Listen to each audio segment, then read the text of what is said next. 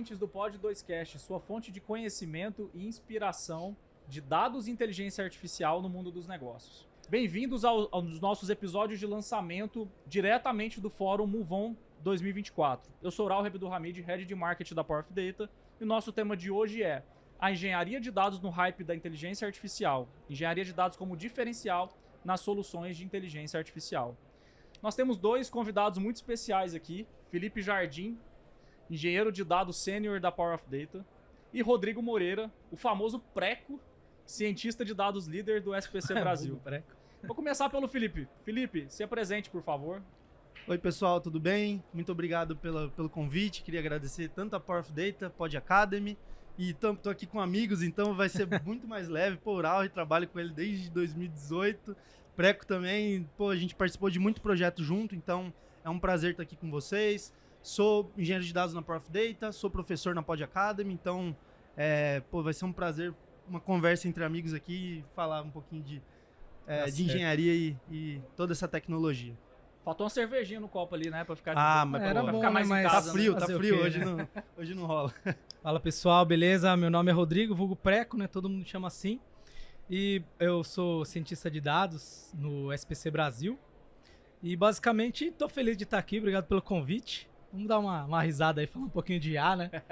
Já que todo mundo fala disso, né? Vamos que vamos. É o assunto do momento, né? E como a gente trabalha com isso, acho que é importante a gente se posicionar também, né? Como pessoas que estão não só atuando ali tecnicamente, mas que têm uma visão diferente, porque a gente está imerso, né? No desenvolvimento no dia a dia de inteligências artificiais e algoritmos de machine learning, engenharia de dados e tudo mais. Então acho que eu gosto bastante da gente estar nesse lugar, da gente estar se posicionando, de mostrar um pouco da nossa visão, porque muito tem se falado do hype da inteligência artificial, né? Mas o que de fato é só hype, o que de fato é realidade, né? Bom, primeiro eu quero dizer aqui que esse podcast aqui vai ser um pouquinho diferente. Eu vou me colocar às vezes no papel aqui na maioria das vezes no papel de entrevistador, mas eu vou opinar um pouquinho, que eu também sou desse mundo. Eu vim desse mundo, Exato, né? A gente vai fritar o Raul aqui. Pode me fritar. Mas vamos lá. Bom, a engenharia de dados no hype da inteligência artificial, né? E engenharia como diferencial nas soluções de IA. Felipe, antes da gente tocar no assunto do hype da IA generativa, que é um assunto muito forte hoje, né? Eu quero entender a sua visão sobre engenharia de dados em aplicações tradicionais no mercado. Como é que você vê a importância do processo da engenharia de dados numa empresa? Perfeito. Cara, o que é legal da gente falar aqui antes de qualquer coisa é porque a importância de estar nós três aqui falando sobre isso é porque a gente já passou por vários segmentos em projetos, tanto na Power of Data quanto em parcerias.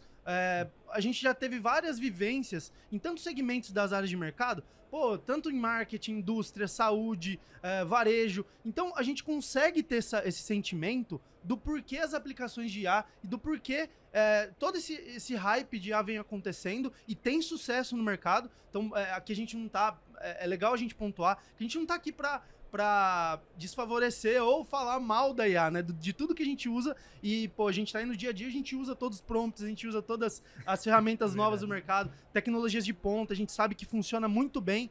Mas o que é legal aqui é que nós três já tivemos em posições diferentes, que a gente consegue hoje dizer e sentir por ter participado de projetos completos. Então, eu já tive no papel de engenheiro, já tive no papel de cientista, eu já tive ajuda, a gente já compartilhou projetos juntos em que a gente pode estar em cada situação, tanto na parte de negócio, na parte de gestão, na parte de ciência, na parte de engenharia. Então, é algo que a gente pôde perceber ao longo do tempo. E como a IA vem atropelando todas essas atuações e uso da engenharia de dados, é importante a gente começar falando disso. E aí eu volto para a pergunta, né? O que eu acho de o papel da engenharia para as aplicações tradicionais, né? Eu de cara já falo que é fundamental. Eu sou engenheiro de dados, posso estar suspeito para falar disso, mas aí tem pessoas aí para enriquecer minha fala. Mas, a gente está falando de um mercado que ele surge a partir do segmento da divisão da engenharia e da ciência de dados. E por que a engenharia de dados muitas vezes é esquecida? Muitas vezes em empresas grandes, em gestão, em áreas de gestão grande, que até desconhecem da engenharia de dados, a gente pode sentir que até divagando um pouco da pergunta, falando sobre isso, porque é interessante a gente ver, a gente sabe que é fundamental o papel da engenharia, só que muitas vezes a gente não vê esse uso massivo nas empresas, porque muitas vezes a empresa não tem tempo de otimizar recurso e pensar num curso, num custo gerenciado para esse tema, então ela acaba contratando profissionais de diversos segmentos, analistas de dados, cientistas de dados, e vamos olhar para o dado agora que está ali atrás e acaba falhando nesse processo. E aí vem essa parte de considerar o hype da IA, que a gente vai falar daqui a pouco. Mas é crucial a engenharia de dados para as empresas, principalmente em modelos tradicionais de dados. A gente sabe que modelos de dados, arquiteturas de dados já vêm sendo construídas desde 1970. A gente está falando de Data Warehouse, a gente está falando de evolução, até hoje falar em Data Mesh, Data Lake House, Data Lake, todas essas palavras-chave que a gente fala de arquitetura, poxa, elas já estão muito segregadas e vêm sendo muito utilizadas no mundo inteiro. Então, por que não utilizar a engenharia de dados em processos não só tradicionais, mas em IA também, né? Em processos tradicionais, se você não tem uma boa arquitetura de dados, você não tem um bom armazenamento, uma boa higienização de dados, boa gestão dos seus dados, você não tem curadoria, você não tem democratização de dados nas empresas. Então, eu poderia citar... Você acha que isso é um pouco a ver com a cultura também? Tem a ver com a cultura também. Eu posso citar diversos itens aqui que vão levar no mesmo ponto. Porque às vezes a gente cai no esquecimento da engenharia de dados, né? Mas aí eu até quero ver a visão de vocês em relação a isso, se eu tô falando alguma besteira, se a gente tá... Porque eu vejo muito isso. Eu tenho essa sensação de que muitas áreas ainda esquecem do uso da engenharia de dados, depois a gente pode entrar em detalhes. Mais cedo eu tava conversando com o Preco, ele comentou, ele fez uma analogia que eu achei super interessante. Ele falou assim, muita gente quer correr uma maratona, mas esquece de correr os 10 primeiros, mas não quer correr os 10 km primeiro. Explica melhor um pouco essa analogia que você fez, que eu achei bem legal. Porque, na verdade, quando a gente fala de modelos, né, nem vou falar de IA em si, mas o modelo de machine learning mais comum que o pessoal utiliza, todo mundo vê o valor que ele gera depois de pronto, né? Mas ninguém está interessado em saber o que está por trás ali dele na prática. E por que eu fiz essa analogia? Porque na prática, muita gente começa um projeto de machine learning sem preparar a informação. Porque quando a gente fala de dados, na verdade, eu gosto de falar que são informações, né?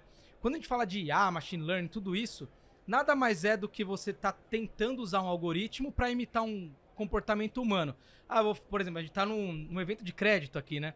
Então, para que serve o modelo de crédito? Para a gente poder oferecer crédito massivamente. Imagine se eu fosse fazer um por vez. Cada pessoa chega lá com um RG. Fazer uma análise, como a gente fazia. Específica, né?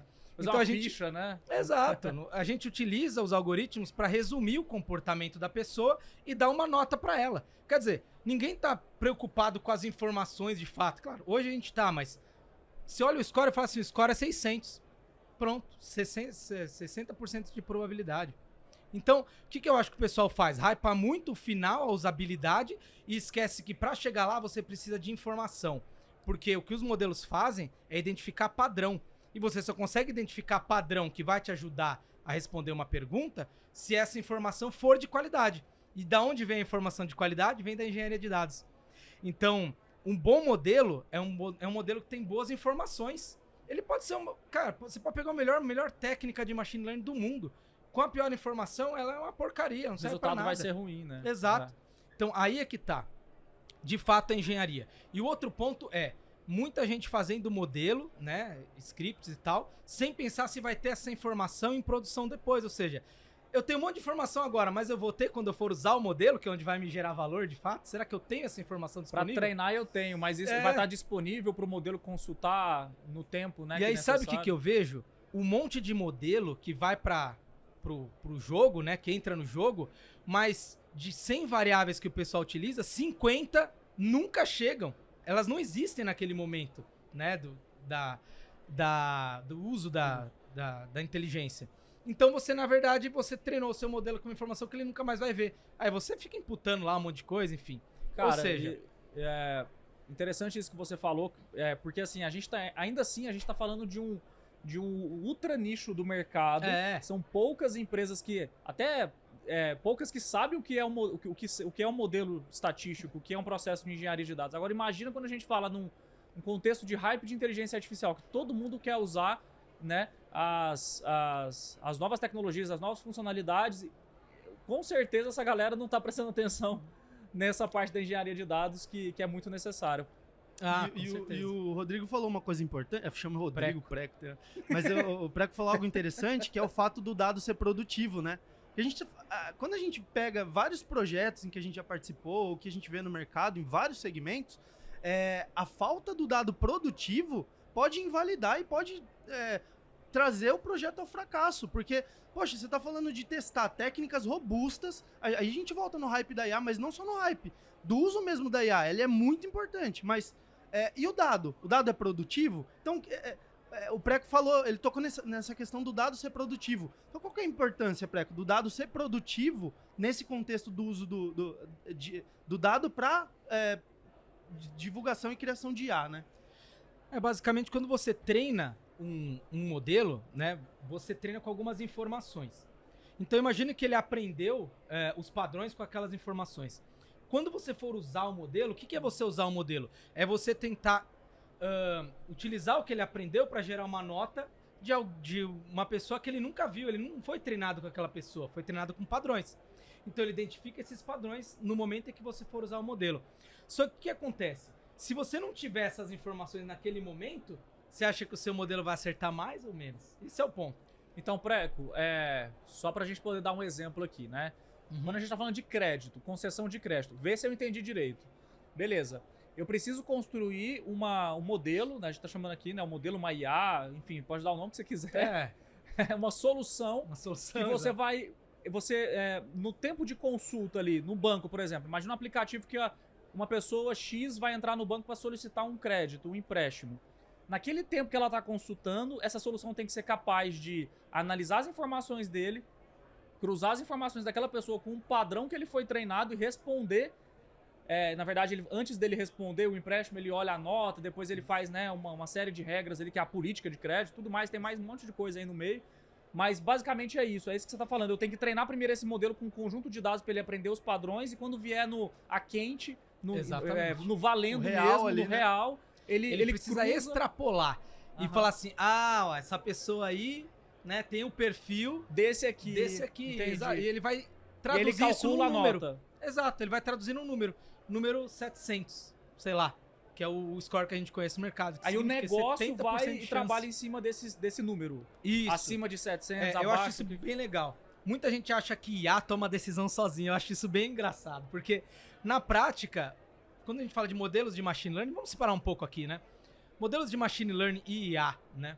Mas você calcula uma chance, uma probabilidade. O que se faz com essa probabilidade é a política de uso do modelo. É o negócio, né? É a área de negócio. Então, quer dizer, a pessoa tem 60% de probabilidade de honrar seus pagamentos. Legal, eu vou emprestar dinheiro para ela ou não? Não é a IA que te empresta. Né? A pessoa põe a culpa no machine learning, no algoritmo, e não é. O fato é, qual o apetite de risco, né, de quem está emprestando esse dinheiro, né? Será que eu quero subir a faixa, diminuir a faixa? E além disso, também tem as regras do próprio negócio, que o próprio negócio foi adquirindo ao longo do tempo, né? É o conhecimento interno do negócio. Então, sei lá, 60%, tá, 60%, mas qual que é o salário? Qual que é a renda estimada? Qual que é o patrimônio? Então tem regrinhas ali que só o próprio negócio vai saber. Exato. Né? Muitas vezes o modelo, ele é só uma ajuda a mais. E eu gosto de falar que um score, ele é um resumo do comportamento. Então, o que a pessoa que está na mesa de crédito quer ver? Qual o resumo de comportamento dessa pessoa? É 700. E aí, o que isso significa? Depende do negócio. Por exemplo, eu tô lá na mesa de crédito, para mim 700 é uma pessoa que eu confio. Olha que interessante. Eu tô utilizando um número para confiar em alguém, porque crédito é isso, crédito é confiança, entendeu? Então toda vez que eu vejo um número, a pessoa tem um score alto, eu quero dizer que essa pessoa é confiável no mercado, então vale a pena emprestar dinheiro para ela. É basicamente isso, mas não é só isso. Eu posso ou não emprestar. Eu tenho dinheiro infinito para emprestar dinheiro para todo mundo? Tem banco que tem, vai. Mas, então depende, o uso do algoritmo é de negócio, é aí que gera valor. Não é a IA. IA, machine learning, é a probabilidade. Entrando nessa última frase que você falou aí de o banco tem dinheiro infinito, acho que mesmo se o banco tivesse, e a gente sabe que é um dinheiro muito grande, ainda assim, muito importante saber o seguinte, pegar esse dinheiro infinito e emprestar para quem vai te devolver é muito importante. Exato. Você quer maximizar o lucro, né? Quer maximizar o lucro. Exatamente. É isso aí. Então é calibrar esse risco, né? É calibrar o risco, exato. E mais importante ainda, quanto mais informação, então, de qualidade para aquela pergunta, melhor vai ser o modelo, mais assertivo você vai ser e mais dinheiro você vai ganhar. Só que você não consegue chegar nessa fase, que é a fase que o pessoal fala, vamos montar uma área de analytics então, porque ao invés de eu jogar uma moeda para cima, eu vou saber separar um cara que é um bom pagador do mau pagador, eu vou ganhar dinheiro, beleza? Tá, mas e a informação? Vem da onde? Vem da engenharia de dados. Então o pessoal negligencia muito essa parte, contrata cientista sem ter informação, acha que o cara faz milagre. Exato. Cientista não meu, ele... Às vezes acha que colocar o cientista de dados vai para fazer um BI lá, vai resolver o problema. Tem um monte, eu conheço um monte de cientista de dados. E o que acontece? Pega uma situação, coloca um analista de dados, um cientista de dados numa empresa, aí fala pra ele, não, eu quero uma solução legal, começa num BI pra olhar a operação, depois evolui pra um modelo, usa lá todas as suas técnicas robustas de ciência de dados e faz um modelo. Aí ele pega, extrai o dado de um RP, de um software interno da empresa, pega os dados da operação, faz o melhor BI lá, mostra, deixa no painel da diretoria lá. Beleza. Aí o diretor falando outro dia, poxa, ô cientista de dados, mas o BI não tá atualizando. Ah, não, mas para atualizar eu preciso ir lá baixar o dado no RP. Preciso mandar um e-mail pra fulano. Exato, eu preciso pegar a aprovação para ter acesso a baixar o dado. Aí depois que eu baixar, eu vou transformar ele em CSV. Aí depois eu vou colocar dentro do Power BI. Tá demitido. Beleza? Mas antes eu vou apertar o meu VBA aqui pra poder juntar aí é o famoso pipeline. É o pipeline. O pipe é o João e o line é o José. É isso não, mesmo. isso você tá falando para um BI, né? Exato. Imagina para um modelo de crédito, Se pra você uma decisão de crédito, exato, né? que toma... Amanhã o público muda o comportamento, do Com dia pra certeza. noite, assim, ó. Aí precisa retreinar. E aí?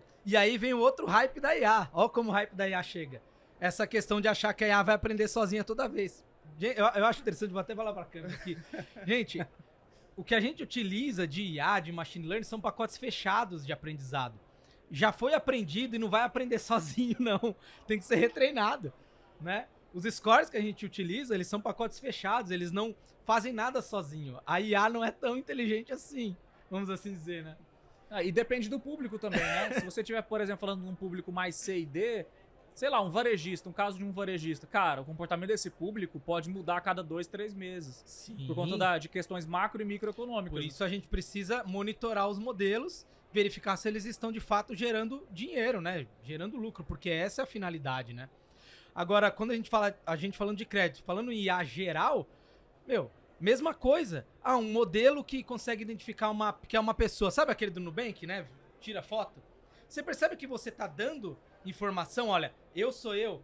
Então vai ter o seu CPF, a sua imagem. E aí o que ele faz? Ele treina um modelo que vai calcular a probabilidade de ser você. Então cada pessoa Na verdade, tem ele treinou antes, né? Isso. É isso mesmo. Não, ele treina você antes. já tem uma IA que sabe que são várias coisas. Essa é a jogada. A IA, ela sabe que são várias coisas. Ela sabe que são padrões para ser um cachorro, um gato, uma cadeira. Tem IAs que estão prontas para isso. Por exemplo, a da ResNet, IA de visão computacional. Então você utiliza uma IA que já sabe que são várias coisas, e aí eu coloco na pontinha dessa IA você. E aí eu coloco você lá.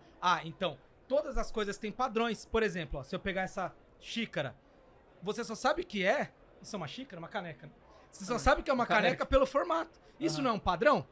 E eu sei que você é você pelo padrão. Se você usar uma máscara, eu não sei que você é você. Entendi. Então, eu sei que você não é uma caneca. Por isso que a máscara do Covid atrapalhou tanto o reconhecimento Atrapalhou facial, muito, né? exato, porque você não conseguia Saiu do identificar padrão. as características, entendeu? Então, quando você mapeia as características do olhar, sobrancelha, cabelo, queixo, você tá mostrando, treinando a IA com as suas características, dizendo, ó, eu sou o Urauri, eu sou o Preco. E aí, a minha IA agora sabe o que é uma cadeira, ela sabe o que é um gato, um cachorro e sabe o que sou eu. Então, o que ela faz? Calcula a probabilidade. É exatamente o que o ser humano faz.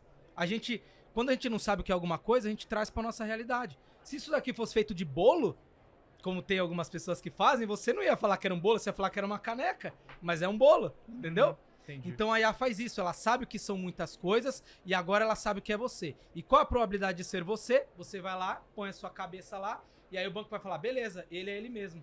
Porque Porque você treinou, você mostrou. E isso no onboarding do aplicativo, quando você cadastrou ali, sei lá, no banco X, você treinou, você fez um fine tuning ali Você da melhorou. sua cara. Igual no iPhone, por exemplo, quando você cadastra a sua biometria, ou você cadastra até a sua biometria com a máscara, né? Exato. Pra poder... Máscara, óculos e tudo Tem mais. várias posições, né? De Exatamente. confirmação. Como se você estivesse fazendo você estivesse tunando o modelo ali, Exato. adaptando pra Agora você. ele sabe mais. Eu poderia fazer um modelo que dá um monte de foto de cachorro para um modelo, né? Treinar um modelo e uma IA que sabe que é um cachorro. Se eu entregar um elefante, ele vai falar, tem 30% de chance de ser cachorro.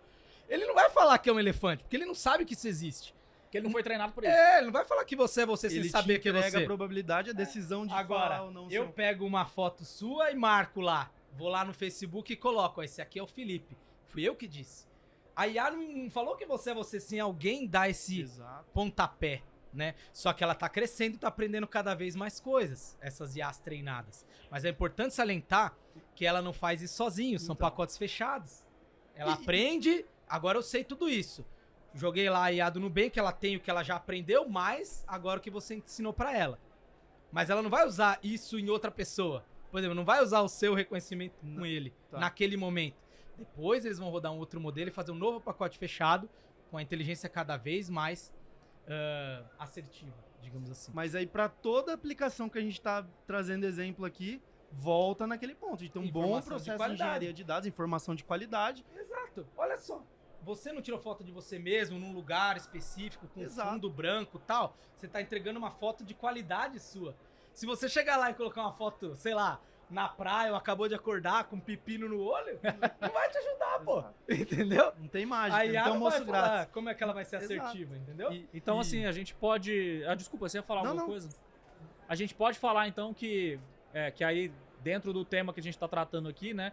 Que a engenharia de dados, então, ela é um diferencial quando a gente tá falando de qualquer tipo de projeto de IA, seja o mais clássico ou até o mais avançado, né? Sim. Você tem um processo ali, né? Tem uma analogia muito interessante que é enterracano, né? Engenharia de dados é enterracano, né? É um trabalho que ninguém quer fazer, mas que é muito Mas importante. que é Se você não enterra o necessário, cano, você não consegue construir um prédio. É Você não verdade. consegue fornecer água lá em cima, A né? fundação, né? Ninguém quer fazer esse trabalho, mas Isso ele é muito super importante. Precisa ter. E outra coisa que eu achei muito legal que o pessoal comentou aqui no fórum, né? Que é essa ideia da gente ter os dados gerados massivamente em celulares, sistemicamente gerados, e você tem a saída, né? O pessoal utilizando a IA no final do funil, né? E esquecendo que existe o pipeline no meio do Exato. caminho. Quer dizer, você tem dados sistêmicos chegando, você tem modelos utilizados sistemicamente na beira. E aí, quem faz essa ponte? Quem que carrega? Quem que faz a logística do dado até lá? Entendeu? Entendi. Muitas empresas, 99%, é uma pessoa, é o pipeline, que estão lá disparando o processo na mão, que estão lá verificando se um dado entrou na ingestão ou não, verificando se o dado tá bom ou não. São pessoas, e pessoas não conseguem fazer isso de maneira tão massiva. Por isso a importância de você ter um bom processo de engenharia de dados, um ETL automatizado, sabendo quando algo deu certo, sabendo quando algo deu errado, e também extrapolando se algo pode dar certo ou se algo pode dar errado. Entendeu? Isso faz toda a diferença, porque aí o dado chega com maior qualidade. Consequentemente, você vai ter um lucro maior, uma resposta melhor para você lá no Perfeito. final. Entende? Exato. E a gente tem que fugir desses processos manuais, né? Tá falando, a empresa contrata uma área de analytics ou contrata... Empresas menores vão contratar uma pessoa mesmo, vai ter uma pessoa ali que vai cuidar de toda a parte de dados da empresa, mas a gente sabe que no mercado já é um cargo, já é uma área muito difícil de encontrar profissionais. Então, como que a gente encontra um profissional que sabe fazer tanto a camada analítica quanto a camada de modelagem estatística, todas essas ferramentas robustas de ciência de dados, e também sabe todo esse pipeline de dados que é complexo, de Sim. criação de arquitetura, ingestão de dados, transformação de dados, higienização de dados, toda a parte de monitoração de dados. É uma carga de trabalho muito grande que as empresas não estão se atentando ao contratar equipes pequenas ou não direcionando algum certo esforço para engenharia de dados. Então, você vê muito processo manual sendo feito com alta chance de erro, né? Porque o humano... Pouca eficiência, mas né? assim, Porque por não é que você eficiente. acha que essas empresas ainda não têm essa visão?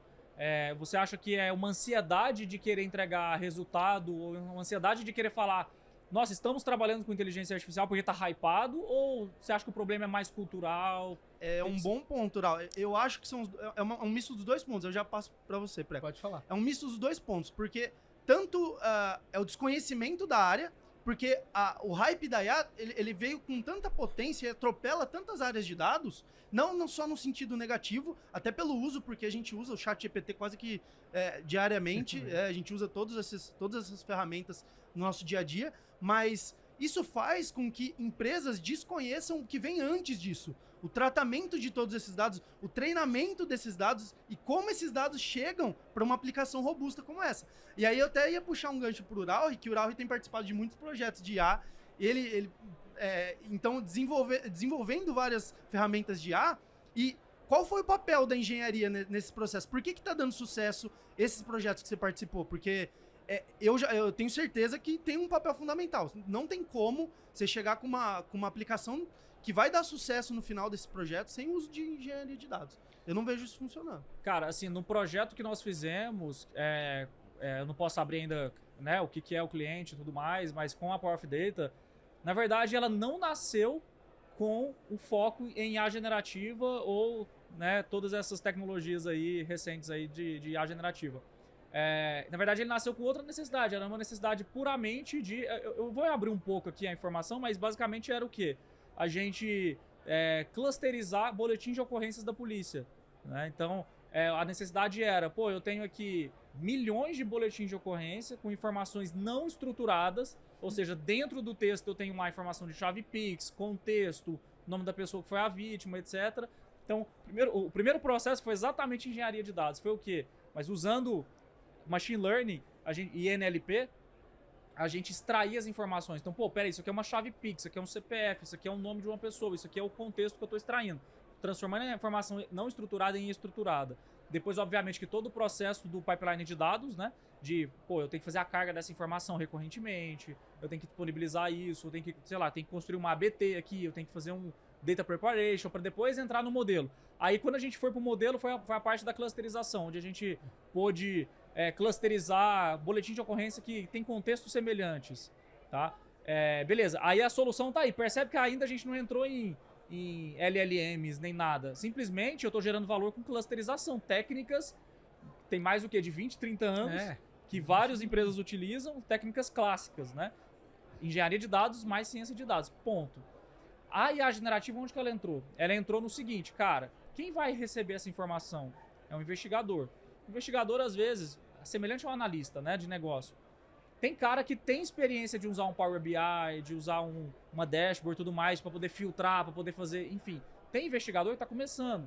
Será que não é mais fácil eu plugar um chat aqui, eu treinar aqui um agente de IA que vai aprender com os dados mais o modelo e que vai facilitar ali a interação com o usuário? Ao invés de eu ir lá e filtrar e colocar assim, eu quero ver o boletim de ocorrência tal, eu quero na cidade tal, no CEP tal, agente X, eu quero saber todos os boletins de ocorrência que ocorreram na Avenida São João de furto de veículos, por exemplo. E ele traz, foram esses aqui. Agora me dê mais detalhes sobre o boletim tal. Quais são os boletins de ocorrências que possuem a chave Pix tal? Então, é uma forma de conversar com a AI, de tirar insights, porque no final das contas, e é isso que a gente quer, né? Que os analistas querem, né? Que a gente quer gerar valor, né? A gente quer entender do negócio e resolver o problema. No caso do policial, ele quer resolver a investigação policial. No caso do analista de crédito, ele quer dar mais dinheiro para a instituição, né? Exato. Ter uma decisão visar melhor. O lucro. Visando o lucro.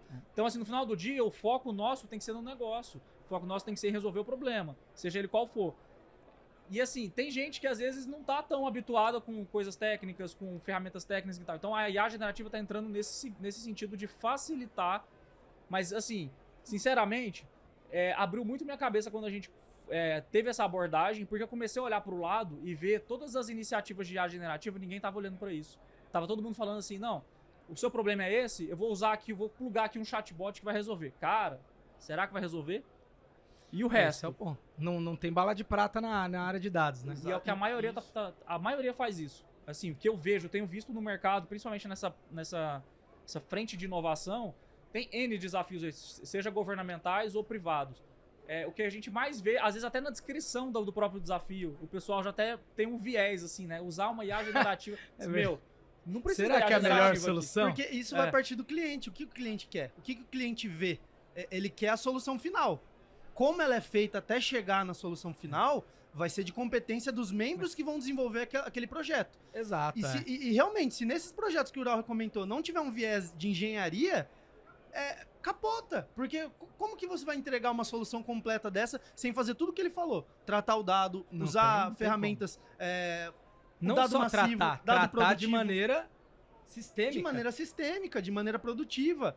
E porque no final do processo, para você atingir o que o cliente quer, muitas vezes não vai partir de decisão do cliente contratar um time inteiro competente para fazer aquele projeto. Exato. Ele vai contratar uma persona que pode ser um cientista de dados que talvez não tenha essa competência. Não, e mais, ele vai trazer essa palavra hype para dentro de casa, porque quando a gente chega na palavra hype, muitas empresas entendem como tô atrasado. E o atraso gera pressa, não é? Exato. Ansiedade. Tá todo mundo usando, por que eu não tenho? Ansiedade, pressa, e aí a pessoa vai correr a maratona lá, não tá preparado, quebra, né? Do jeito que o pessoal fala da corrida, a pessoa quebra, não consegue chegar ao final. E sabe o que é mais engraçado? Assim, né? Os outros hypes a gente viu a mesma coisa. Hype da Deep Learning, visão computacional, IoT, etc. Robótica, tudo a gente vê a mesma coisa. Essa ansiedade... Coloca sensor em tudo. O pessoal começou a fazer isso, né? É verdade. Quando entrou no IoT, é sensor em tudo, sensor naquilo, estacionamento com sensor, não sei o que com sensor, é sensor pra tudo que é lado. RFID, RFID pra todo lado. Isso mostra que a gente ainda não resolveu o problema. Hype. Porque tem dado sendo gerado, a gente não tem pessoas ainda atendendo os objetivos da empresa para com esses hype dados. gerando outro. Um hype gerando outro. E a gente volta no mesmo problema que parece óbvio, mas não é. A gente precisa ter profissionais capacitados nesse passo anterior à criação de processos analíticos, que precisa construir uma arquitetura que sustente todas essas aplicações que vêm posteriormente. Exato. Né? Sem contar que a grande maioria das aplicações de machine learning hoje que a gente utiliza, elas não são em tempo real.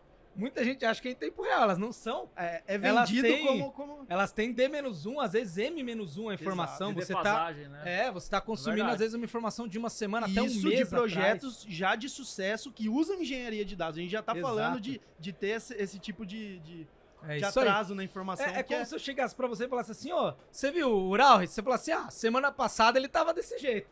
Eu não sei como tá o Uralre agora. Eu sei como ele tava semana passada, entendeu? Então, você como modelo só teria a informação dele da semana passada. Mas isso depende muito da aplicação, não? Porque, por exemplo, no crédito, tanto faz o comportamento do público há uma hora atrás. Exato. Mas, por exemplo, o tempo importa.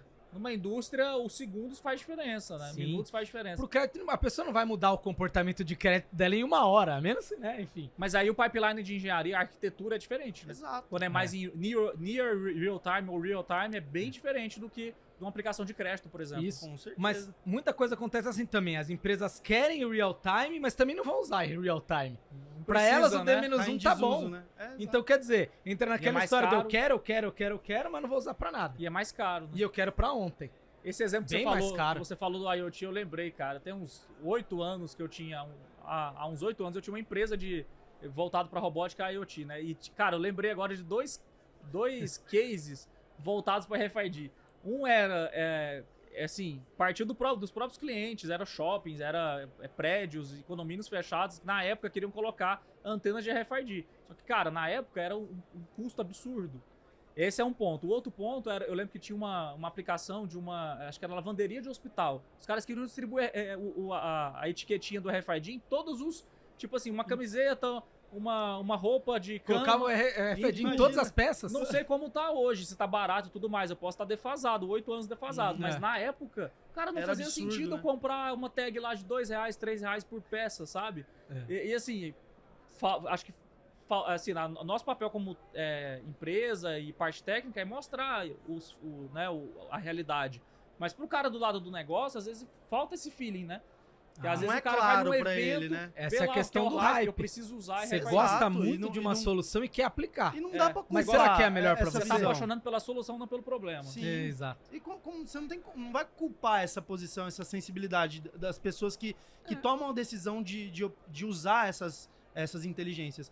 É porque ela vê como é vendido no mercado e a potência que isso tem no mercado. Só que, será que está disposto a pagar o preço até chegar e evoluir para usar de fato essas ferramentas de maneira ideal? E o custo também, que Neural recomendou. Você ter a informação atualizada em real time é muito caro. Então você tem que saber para que você vai usar, né? Para você não gastar dinheiro à toa, entendeu? Porque, olha, se você, às vezes você utiliza uma solução de um mês atrás, ela vai te atender muito bem. Ou seja, você saber como o Ural estava um mês atrás, tá ótimo. Não precisa saber hoje ou ontem. Não, aí entendeu? você coleta eventos Ou seja, em streaming é. para pegar o dado do mês passado, né? Exatamente. É o que acontece. O E cara é uma quer combinação chegar nesse de nível. conhecimentos, né? Não só o cientista de dado, mas o engenheiro de dado, o engenheiro de cloud, por exemplo, para poder saber, cara, qual que é a melhor arquitetura aqui? Exato. E, pô, igual o exemplo que você deu, né? Tipo, pô, eu preciso da informação um mês atrás. Por que eu preciso de uma arquitetura de streaming, por exemplo, que vai ser mais Com cara, certeza. né? É por isso Não, que é e- importante conhecer todo o pipeline, Exato. entender que engenharia, o cientista quer fazer o melhor modelo com as melhores técnicas, mas ele tem que ter dedo do negócio. Como é que você vai gerar valor com aquilo? Você vai conseguir implantar? Você vai ter as informações de engenharia? O custo da sua solução vai se pagar? Vai retornar lucro para você? Então, assim, tem que ter esse pé no chão. Senão você começa um projeto e aí não vai até o final, enfim. E aí a empresa tem prejuízo e vai falar assim, olha, a área não dá certo, a Analytics daqui na minha empresa não funcionou. Exato. E na verdade, isso o planejamento foi muito mal feito. A gente tá falando muito de empresas, né? Na visão da empresa. Mas assim, eu quero saber um pouco mais na visão do profissional. Eu tenho a sensação, posso estar totalmente enganado, mas que as pessoas, elas têm um brilho nos olhos quando você tá falando de ciência de dados. Tipo, você é cientista de dados. Mas quando você fala da engenharia de dados, poucas pessoas têm tanto interesse igual da ciência de dados. E muita gente, às vezes, até... eu recebo muitas dúvidas. No passado, ali na Pod Academy, eu recebia também. Cara, qual que eu devo fazer? Um ou outro? A minha resposta sempre foi assim, por conta da minha trajetória. Cara, faça o full stack, que é o nosso curso ali que tem os dois, para você ter a visão do todo. E depois você vai escolher qual que você gosta. Mas... O pessoal tem medo de virar o pato, né? Que não faz nada tem medo direito. de virar o pato, mas às vezes você precisa entender de todo o processo até pra você saber qual que você é melhor, qual que você gosta mais. Você Agora, precisa eu ser tenho um uma pouco pergunta. pato. Você precisa ser no início um pouco Exato. pato.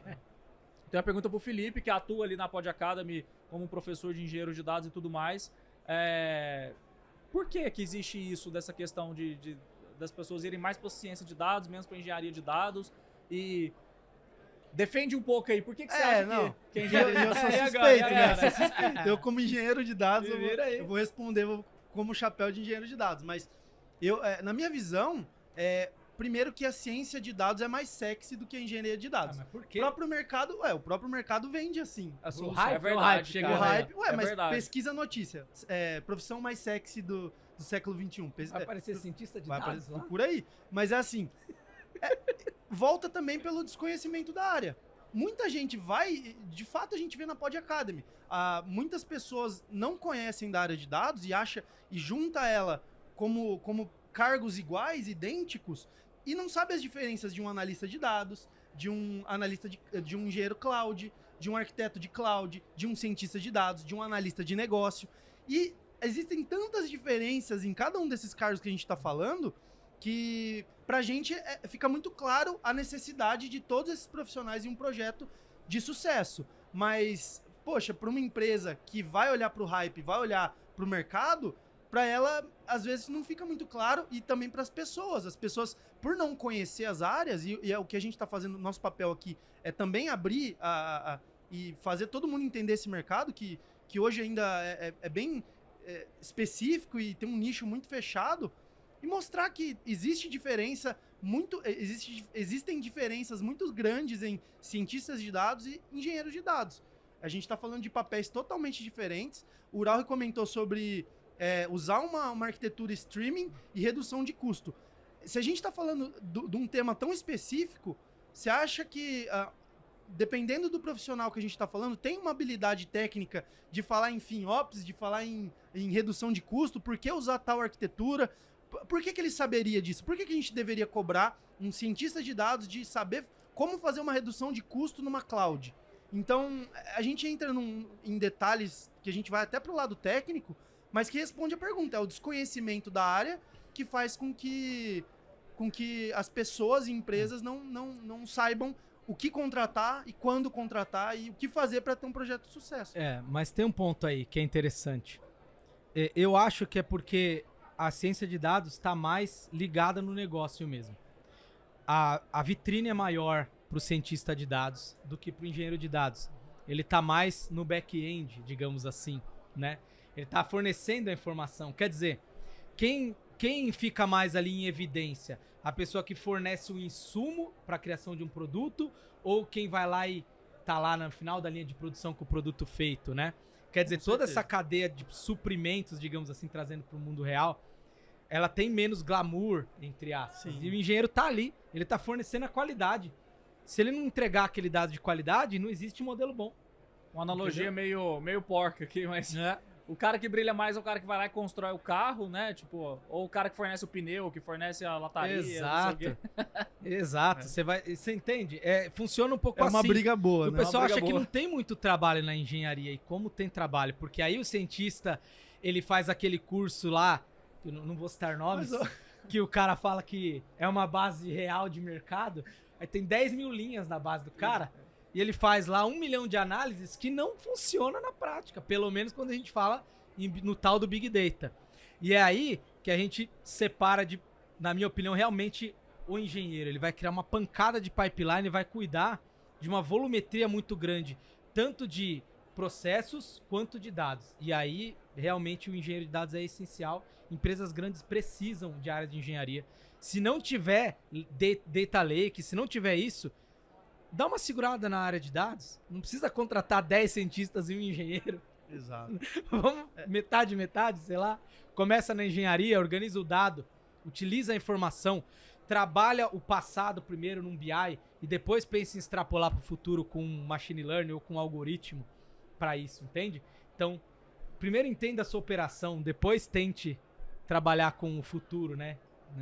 Basicamente seria isso. É que a gente tá falando aqui de um aspecto que a gente sentiu no mercado, não que seja também só essa motivação do que acontece no mercado. A gente não tá aqui também pra falar mal de cientista de dados. Não, lógico que não. Até porque aqui é um... Mas a gente saiu da pergunta, que a pergunta era como você se sente. Você não falou, você deu um migué aí, não falou.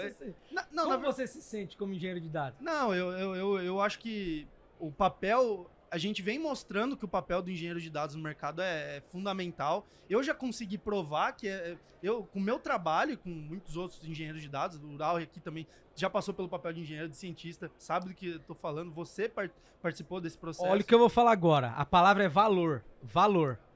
O pessoal não vê valor na engenharia de dados, infelizmente. Tanto que as empresas que utilizam metodologia ágil, Scrum, para engenharia de dados... não conseguem falar o valor... Qual é o valor de um ETL? Qual que é o valor de um dado que tava no pântano lá do Data Lake que virou um dado... De um job que rodou. Legal. Cara, qual é o valor do job? Eu tenho um contraponto aqui. Baseado na experiência que eu e o Felipe já tivemos. Muitas vezes, a solução... A própria engenharia de dados já consegue resolver se você tem o prisma do negócio. Se você sabe o seguinte, cara, o que esse cara precisa pra solucionar tal problema? Pra que eu vou usar esse dado? E não assim, qual técnica de machine learning eu vou usar? Não, peraí. Eu posso usar uma regra de 3, eu posso usar uma média ponderada, eu posso usar um algoritmo motherfucker pra poder resolver. Mas o importante é eu resolver. Talvez que só com o processo de engenharia de dados que eu já entregue valor. Então essa visão de negócio também faz com que o engenheiro de dados se destaque na profissão. Exatamente. Não, eu concordo, sem 100%. Ser um cientista. Sim. Não, eu concordo 100%. Quando você consegue chegar no nível de gerar valor, no nível de fazer a entrega final, tranquilo. Agora, como é que eu vou agregar valor em sprints, por exemplo? Aí que vem a confusão, né? Exato. Não é que nem eu tá fazendo aplicativo, agora eu tenho uma tela nova, agora eu tenho um botão. É muito diferente. Tô agregando valor, olha aqui, ó, tá vendo? Como é que é? Agora eu fiz um ETL. Agora eu fiz um left join. Mas mudou, entendeu? Entendo. Mas Tá mudou mudando, muito, porque estão percebendo que é essencial. Sem isso não tem mais. Além de empresas e projetos tendem a perceber que é essencial, existe também o papel do engenheiro de dados de também não ficar na caixinha só técnica dele e também conversar com as áreas de dados, se posicionar. A gente já participou de muitos projetos em que a gente, no papel de engenheiro de dados, a gente virou referência em uso de dados. A gente faz tanto processo com dados que a gente sabe como utilizar o dado de maneira correta. Vocês sabem o que está de fato chegando de informação, exato, né? Você está no core ali da operação. Guardando de informação. Exato, você consegue virar referência de uma área, as áreas podem te procurar para entender o funcionamento de uma tabela, como funciona a arquitetura de dados para que o dado chegue aos consumidores, né? As áreas de negócio hoje em dia estão fazendo consulta em SQL.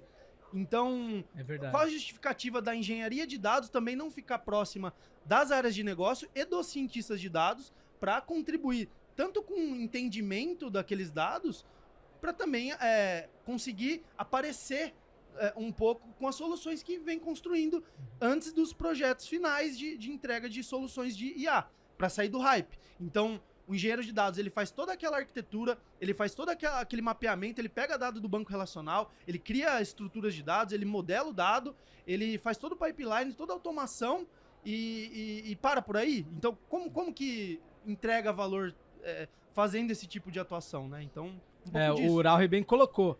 Se provou. Essa palavra provar é interessante, porque você precisa mostrar que gera valor, né? É algo que você precisa mostrar depois de um certo tempo, né? E eu acho que tem muito valor e as empresas precisam ver isso. Eu acho que falta... Realmente, eu sou cientista de dados, mas eu gosto mais de engenharia de dados. Já falei para você várias vezes. Quando a gente faz aqueles books de variáveis, a gente trabalha com engenharia de dados, a gente trabalha na cloud. Eu tô menos ligado, na verdade, para fazer modelos específicos e tô focando aonde? Na informação. Porque eu sei que quanto melhor for a informação, melhor o modelo que vai sair lá na ponta. Sim. Melhor vai ser a assertividade do modelo que o cientista de dados que vai fazer aquele modelo vai ter. Só que como eu também trabalho com modelos, eu sempre tento pensar no pipeline inteiro. Quer dizer, o dado que está chegando, vai ter lá na produção, essa informação é de qualidade, não é de qualidade. Às vezes a gente gera 2, 3 mil variáveis e usa 200. Eu faço esses testes, eu já limpo isso aí. E você consegue medir. Não preciso entregar isso aí pro cientista, entendeu? Eu já fiz book de mais de 2.000 variáveis e testa, gasta dinheiro, porque roda um monte de coisa e vê que só 100 variáveis são boas. Limpa. Agora eu entrego 100. Então, essa questão da informação útil é papel do engenheiro de dados.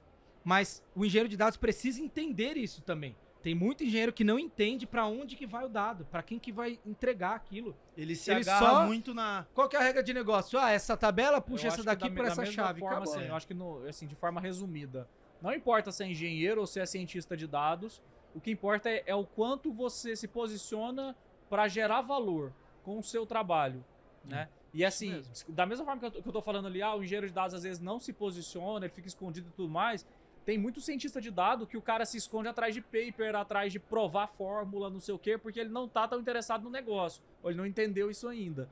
Então tem esses dois... E a gente sabe que não funciona. Exato. Né? O pessoal chega nas empresas, é engraçado, porque várias consultorias a gente já deu em várias empresas, né?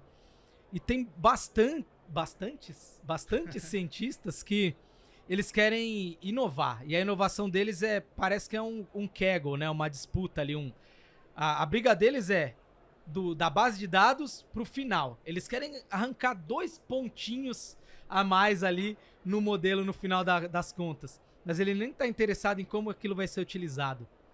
E aí é que tá o erro, né? Eu acho que você precisa saber pra quê. E muitas vezes o pessoal não se pergunta pra quê. Quem vai usar, pra que serve, como que ganha dinheiro com isso. E aí que tá. Ninguém quer saber qual técnica você tá usando. Se chegar pra um diretor de uma empresa e falar assim, eu usei o algoritmo XYZ que saiu na NASA. Parabéns. Falou, muito bem, quanto que isso daí vai gerar pra empresa?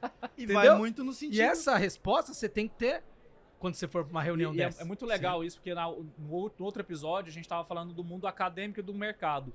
E a gente citou essa questão de como que os alunos ali do professor Lenzi, tendo acesso à plataforma, e até tendo mais tempo para pensar no negócio, pensar na astrofísica de fato, né? Eles conseguiram entender o valor disso e hoje atuam no mercado e tudo mais.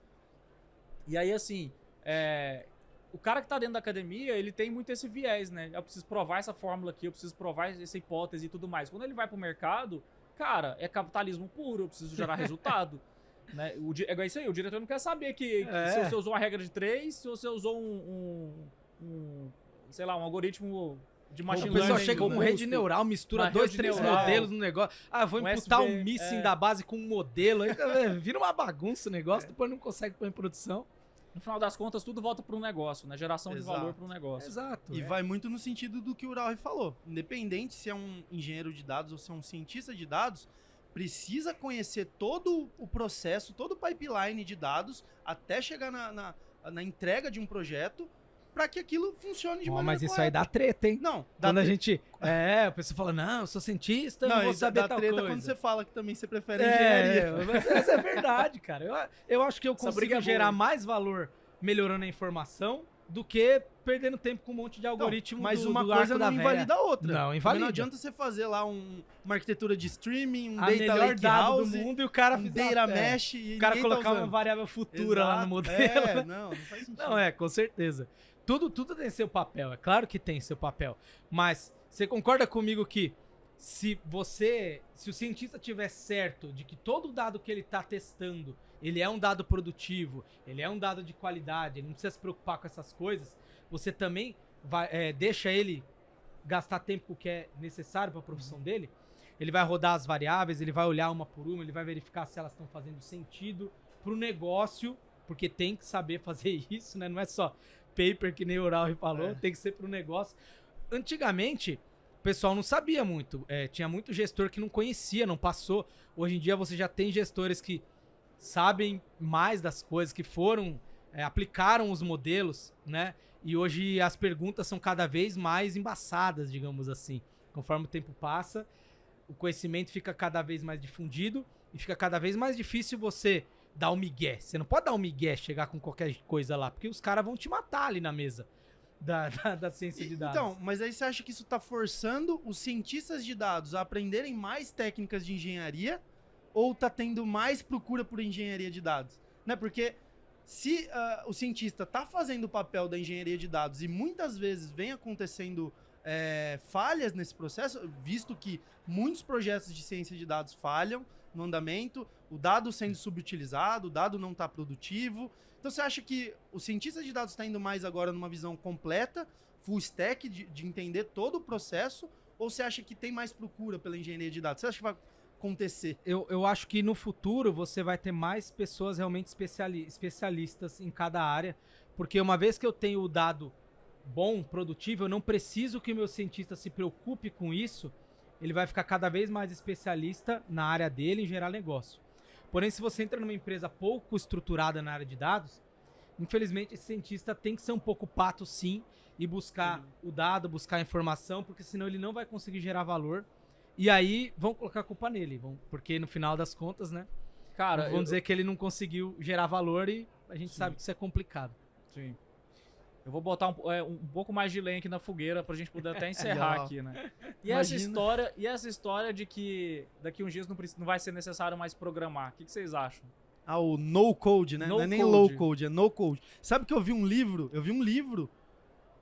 de no code, assim, projetos de sucesso no code. Assim. Tem cara que vende isso no Instagram, né? Engenheiro no code. Será que dá pra eu fazer sem nenhuma linha de código tal? Cara... Engenharia de dados, eu não tenho uma opinião formada sobre isso. Polêmico. Não, cara. Eu não tenho uma opinião formada sobre nesse isso. tema. Não, é que assim, a gente... Quando a gente tá falando em processos técnicos de engenharia de dados, como é que você vai tirar uma complexidade a ponto de não ter codificação, de não ter programação, de não ter uma abordagem mais de baixo nível de técnica? Como que você vai prover recursos para as áreas de negócio e para a ciência de dados? Assim, você consegue ter evoluções de criação de arquiteturas de dados com poucas ferramentas de técnicas, você consegue. Mas a limitação vem junto. Você não consegue ter nenhum tipo de personalização, você não consegue ter nenhum tipo de evolução da ferramenta, você se limita àquela estrutura que você construiu e você não consegue ter nenhum tipo de evolução. Assim, então, né? Você automatiza o que é comum, né? Mas O e que o que é comum? personalizado? E hoje a gente tem essa questão aí de hiperpersonalização, que é justamente você entregar um produto específico para a pessoa, do jeito que vai atender ela da melhor maneira, enfim. E aí a gente volta pro ser humano. Eu acho que, cara, no code para coisas pequenas já acontece. Sim. Antigamente, quando eu fazia Mas será site que no não, HTML. não é uma evolução natural? Sei lá, daqui a 10 anos, 5 anos, a gente vai ter... Não sei, eu tô só pensando aqui alto, né? Será que a gente não vai ter uma mais facilidade num processo de engenharia de dados? Vai, com certeza vai. A gente tá trabalhando para isso. Tudo que a gente cria, que é comum, que todo mundo precisa fazer, vai ser mais fácil fazer. Mas até aí a gente chegar num ponto onde a gente possa chegar e falar assim, colocar um microfone lá e falar assim, olha, eu quero Alexa. pegar a base A, juntar na base B e quero tal coisa. E ele fazer isso sozinho, nem Como é que chama falar a aquele base A. filme lá que com as mãos... Fala assim, olha, eu quero um insight de produto pra fazer tal coisa. E o negócio fazer tudo pra mim sozinho, eu acho que bem complicado. A gente já vê esse cenário acontecendo. Os principais provedoras de cloud estão lançando ferramentas, só que visando as áreas de negócio e analistas de negócio para atenderem demandas específicas. Então você vê, já vi na AWS, na GCP, muitas ferramentas que você usa de fato point and click, você vai arrastando caixinha para fazer transformação de dados. No back-end disso... O Nime não faz assim também? O Nime faz isso. Várias ferramentas em cloud também, Data Prep na GCP. A AWS tem várias que faz isso também. No back-end, ela converte isso para uma consulta em SQL. Mas você concorda que isso vai te limitar ao que a ferramenta proporciona naquele botão? Ao que alguém tá criando lá no final das contas? Então, alguém programou aquele item para ele funcionar de maneira sistêmica, de arrastar no point and click. Ou né? seja, no final sempre tem um humano ali por trás criando alguma coisa. Lembrando que a gente sempre utiliza normalmente essas IAs treinadas. Tem responsabilidade em cima do que a gente cria.